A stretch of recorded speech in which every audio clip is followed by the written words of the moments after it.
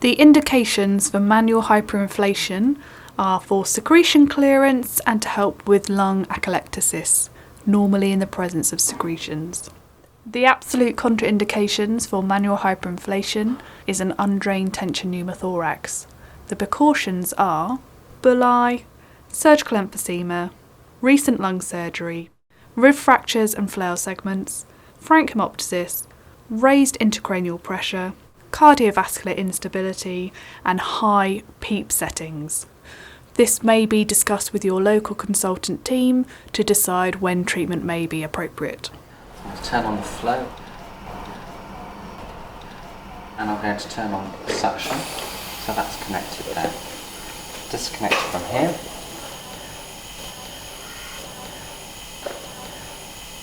I'm going to take a couple of gentle breaths, a gentle breath, then a deep breath, and out again. Let the bag expand.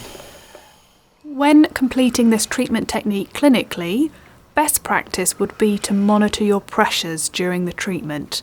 Depending on the trust you work in, this can either be done through the ventilator or via a manometer. Ideally, you need to be cautious about your pressures in order to prevent barotrauma during treatment by delivering too much pressure on each breath. Deep breath and a sharp release. In clinical practice, at this point, you would open the valve on the manual hyperinflation bag whilst the patient is having the closed suction so that any pressure from the cough can be released into the bag. Suction's Yeah, on. just going to turn the suction up on. And then insert the tube.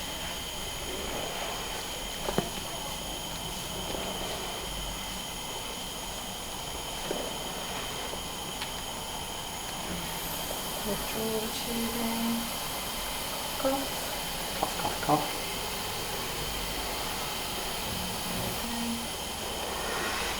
Couple more recruitment breaths afterwards. During your treatment, you'll also be wanting to keep an eye on the monitoring screens in the patient's bed space to be aware of heart rate, blood pressure and oxygen saturations to make sure they remain stable during treatment.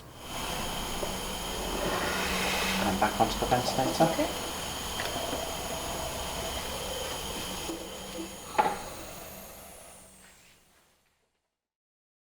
As you can see here, there are two lengths of suction catheter within the closed suction unit.